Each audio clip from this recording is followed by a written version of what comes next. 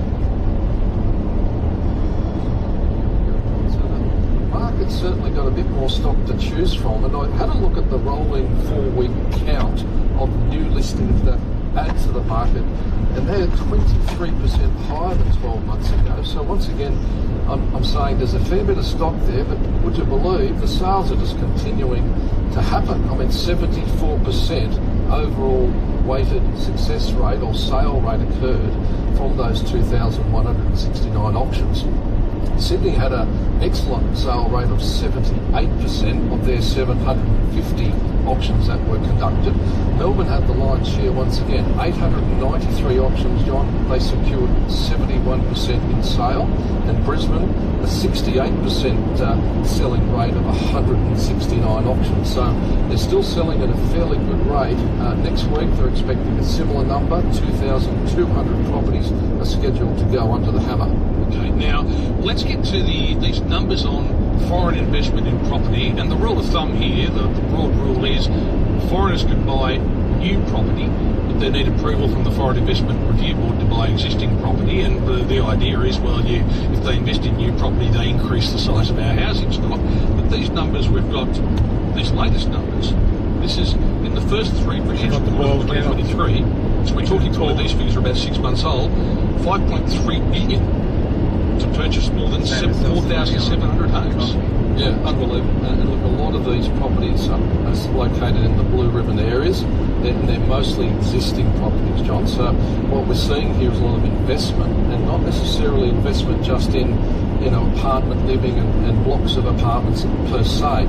So it's a point that needs to be, I suppose, exposed from a perspective of who is actually buying these from the international areas, and of course, are they actually adding to the problem of pushing up prices that Australian buyers can't compete with, number one. And of course, if a first-home buyer's trying out there to meet the marketplace, and it just keeps on going away from them in terms of their reach, it just won't happen. So here we have, in that 3 quarters, so we're not even talking about a whole year, so only 9 months, 1,955 of those 4,700 homes were bought by Chinese investors to the value of $2.5 billion.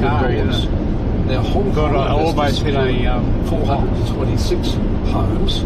Indian purchases, of course, we're seeing a lot more Indian people come to our shores, but Indian overseas investors bought 354 homes. Vietnamese buyers snapped up 259 properties, and Taiwanese 272 homes. So, here we have an interesting little area of the marketplace when we've got 600,000 people, immigrants coming to our shores seeking accommodation, seeking to purchase, seeking to rent. Yep. And we've also on top of that got international investors buying 4,700 homes, competing with our local Australian buyers. Now, It's just on that. So one of the arguments being put by the people who put this report together, they're saying that this is all in the high end of the market and therefore it wouldn't be affecting first home buyers. But what it means is the people selling are getting more because there are people there prepared to pay more. But it means that if there's someone who's a local who then is an underbidder, then they might buy at the next level down because they can't afford this one. And then that just keeps knocking on down the chain and keeps pushing prices up right across the board, I would imagine. It does, and so that foundation of value that the first home buyers are seeking to reach just keeps on getting out of reach, because this is like it's almost like an element of it sucks right up to the top, and all of the prices go up accordingly, as you've just said. And look, I had a look on the weekend at the Ultra Mansion, as they're calling it, in Wadigal Place, Point Piper. We know it's John Simon's home. They've put up for an asking price of $200 million. Extraordinary. It'll outpace the highest price that we've ever seen at $140 million, by the way. But will it be a local buyer or will it be an international investor? That will be an interesting outcome, I'm sure. Yeah, well, the Foreign Investment Review Board's got to be involved in that because it's an existing property. But if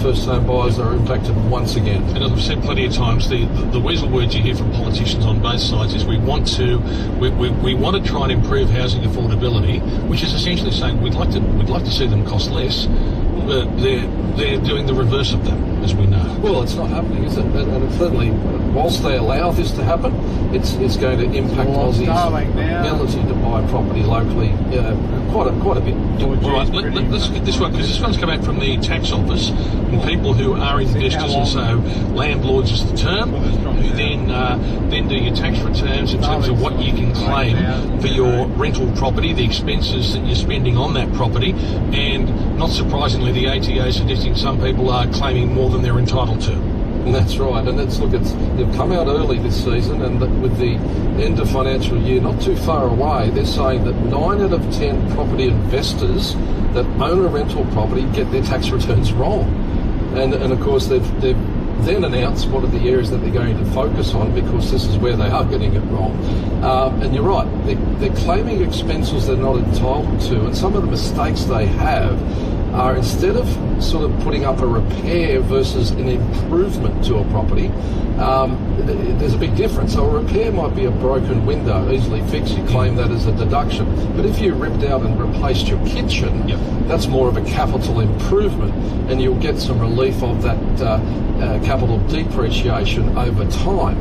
Now, some people get that confused, maybe deliberately so. The other area that they looked at are the claims that the ATO are making, that some people might inflate their deductible items in order to offset the increase in the rental income that they've been getting of late, and in order to get that greater tax benefit. So be warned, certainly get your advice from your accountant. And the other areas that they've identified, generally speaking, are the working from home expenses and people not including all their income in their tax return because they've missed being able to assess them for their interest or their dividends or the government payments or the like. So it's around the corner. They need to get their advice and get it soon, I think. So I'm assuming with that they work out, if you claim that you've been working from home on a certain number of days, if you're the one that gets called in, they'll want proof of you being at home on those days, and we've already talked a bit about this.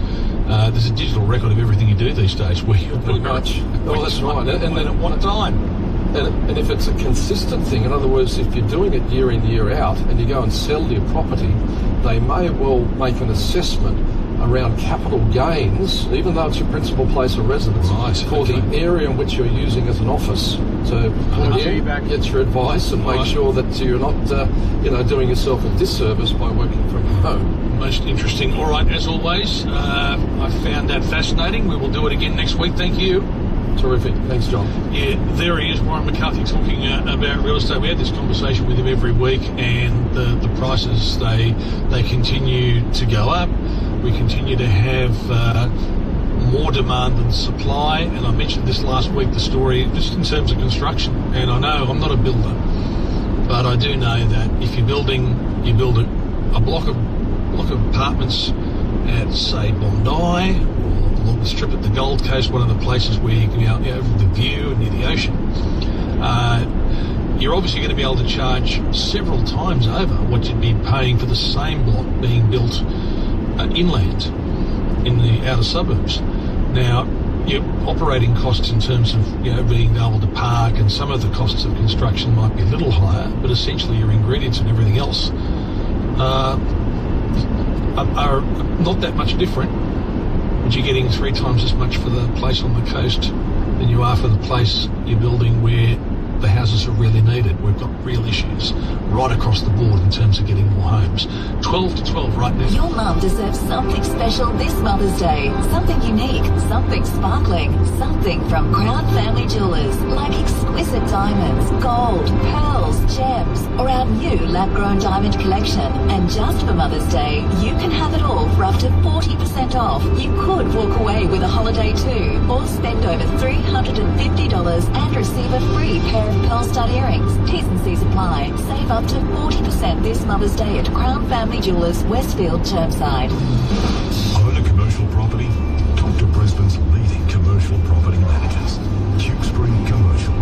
Our experienced team is dedicated to making your investment thrive. tewkesburycommercial.com.au. Every 4 minutes, one Australian suffers a heart attack or stroke. But knowing your risk is the first step to a healthier heart.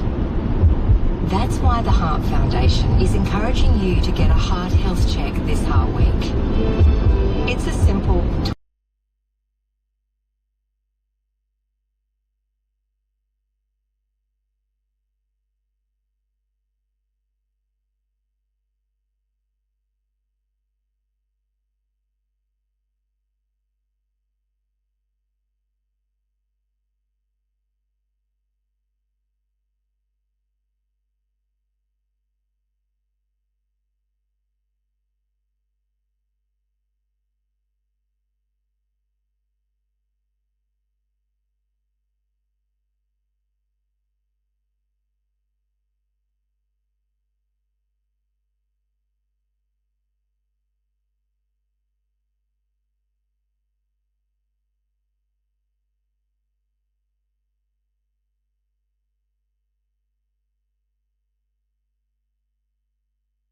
We have been helping the good people of southeast Queensland since 1840, but you can rest assured that these are the values that allow us to make every funeral so very special. Alex Gow Funerals, care and consideration when needed most. One of Brisbane's most exciting new retirement villages, the Green Tarragindi, is ready and waiting for you. This is one place you want to see up close, because seeing is believing. Book a tour today of the Green and discover why so many retirement apartments have already sold. Stunningly designed and with flexible care options, the Green really is perfect for now and ideal for later. Book your private tour and inspection today at thegreentarragindi.com. In 800 metres, continue straight to stay on Bruce Highway, A1. Paint for the painter that knows. It gets the job done and keeps it that way. And keeps on keeping on. Find a trade stockist at verger.com.au. Continue straight to stay on Bruce Highway, A1. 4BC. 131873 is the number. 9 minutes.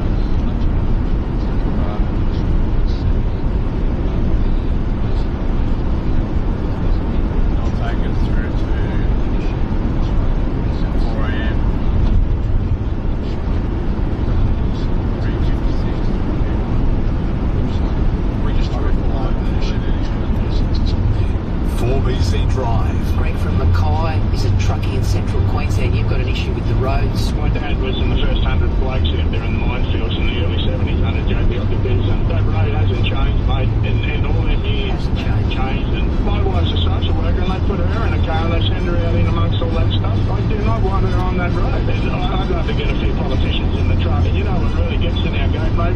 When you get past Nebo, you get an overtake of mate, and then the bloody coppers sit between the two of them with a radar gun. On 4BC. Are you on your feet all day, enduring heel pain, plantar fasciitis pain, ball of the foot pain, or Achilles tendon pain? Why not try Foot Biotech Orthotic Insoles? Foot Biotech Orthotic Insoles are podiatrist designed and Australian University tested for proven pain relief. Trusted by Aussies, Foot Biotech offers a comfort guarantee or your money back. Don't overlook your feet's well-being. Shop today at footbiotech.com. That's FOOT biotech.com. Foot Biotech. Walk with no pain. Walk in comfort. Value A incontinence aids. They give you maximum absorption with no leakage and higher comfort in a wide range of sizes. That's why you should try Value A. Order your free sample now at valui.com.au. Hello, Frank Walker from National Tiles. National Tiles' famous once-a-year May Mayhem is the biggest and best ever. Spend $1,000 and we'll only charge you $750, or spend $2,000 and we'll only charge you $1,450. That's right, spend $2,000 and we'll only charge you $1,450. Don't miss the biggest and best National Tiles May Mayhem event of all time. So rush into National Tiles now and save. Conditions apply. Looking for a career in a thriving industry? Why not consider Vicente Premium Aged Care? There's a great range of full-time, part-time, casual roles, very flexible in their working. It's a growing industry, so it's really great to get in on the ground level. It's such a dynamic place to work. It's just a great place to get started. We would like to have people that are very considerate and that are very loving and caring. To register your interest in a role at Vicente, log on to Vicente.com.